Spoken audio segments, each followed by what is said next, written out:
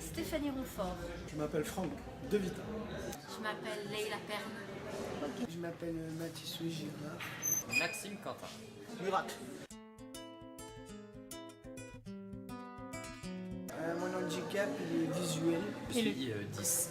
J'ai probablement un handicap disque, mais que je n'ai jamais fait diagnostiquer. Je suis aveugle et sourd, comme je suis malentendant. À l'âge de 2 ans, j'ai fait une méningite encéphalite. J'ai un handicap psychique, je suis bipolaire.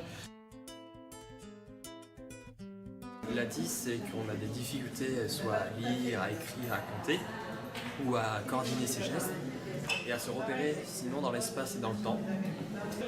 Qu'on me moque beaucoup, par exemple quand je marche dans la rue et la canne, il y a beaucoup de personnel qui se moquent un peu au niveau de la canne. La compréhension parmi le monde extérieur.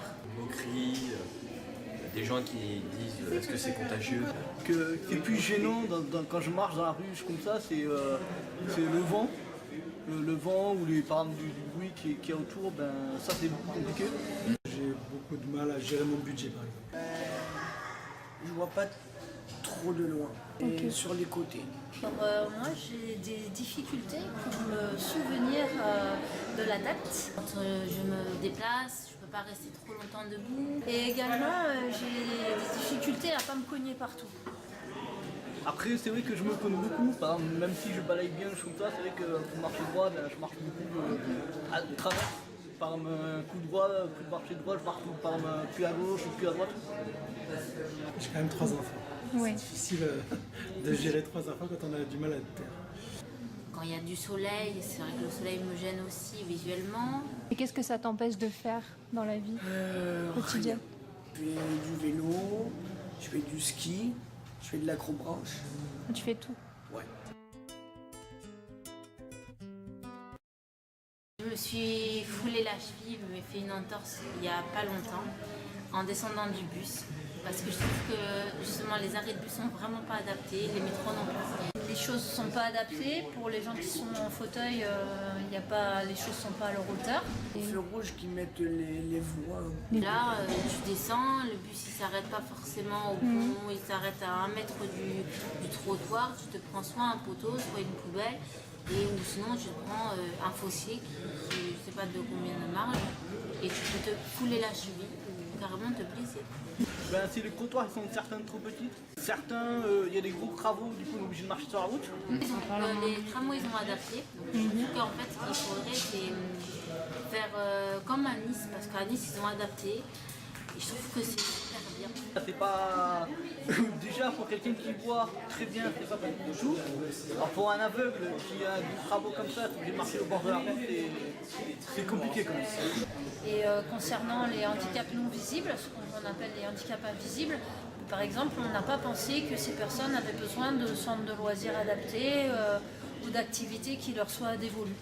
Donc pour eux c'est compliqué parce que ça les isole.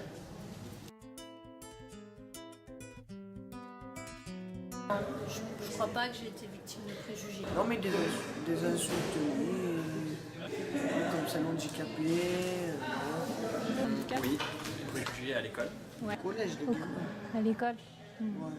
Puis quand j'étais à Super U aussi, j'ai demandé à un monsieur est-ce que vous pouvez me lire parce que c'est trop petit. Ouais. Il m'a dit tu peux. Il dit est-ce que vous pouvez me dire ce que c'est? Il m'a dit tu peux lire. Excusez-moi.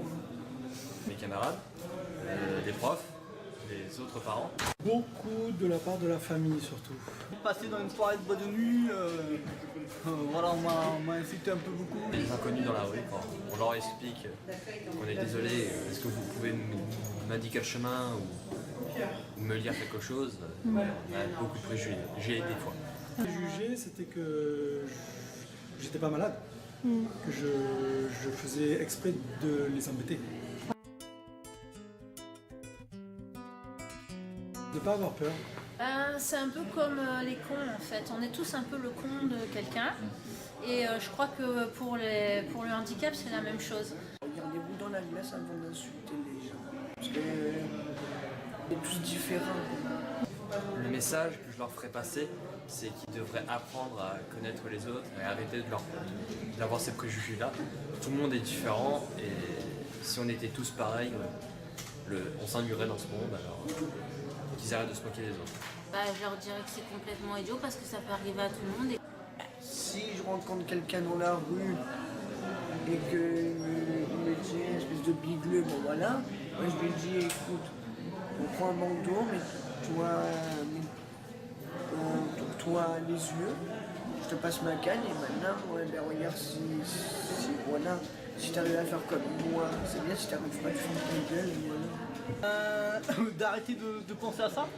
Par exemple, qui n'est pas handicapé ou handicapé, c'est pareil. Il n'y a pas de différent. Il y a quand même sur le monde du handicap, 80% du monde du handicap qui est du handicap invisible. Et finalement, on est tous concernés, on a tous dans notre famille, plus ou moins proche, quelqu'un qui est concerné par le handicap. Donc ça serait vraiment important, il me semble, qu'on s'ouvre et qu'on accueille tout le monde de la même manière. Un jour, si vous tombez ou vous avez un accident, vous prenez une voiture, vous pourrez être paralysé. Donc que du jour au lendemain, vous perdez la vie pour x, y raison, vous vous trouvez dans la même situation que moi. Vous n'aimerez pas trop qu'on vous juge, donc ça ne sert à rien de juger. On est tous pareils, hein. S'il te plaît, Monsieur Gaudin, s'il vous plaît, si vous pouvez faire en sorte d'améliorer la ville de Marseille afin qu'on puisse un peu plus circuler, notamment dans les métros, dans les bus, pour que ce soit un peu plus accessible, puis qu'on puisse un petit peu plus prendre le bus pour notamment les personnes qui sont en fauteuil roulant aussi, ce serait pas mal éventuellement.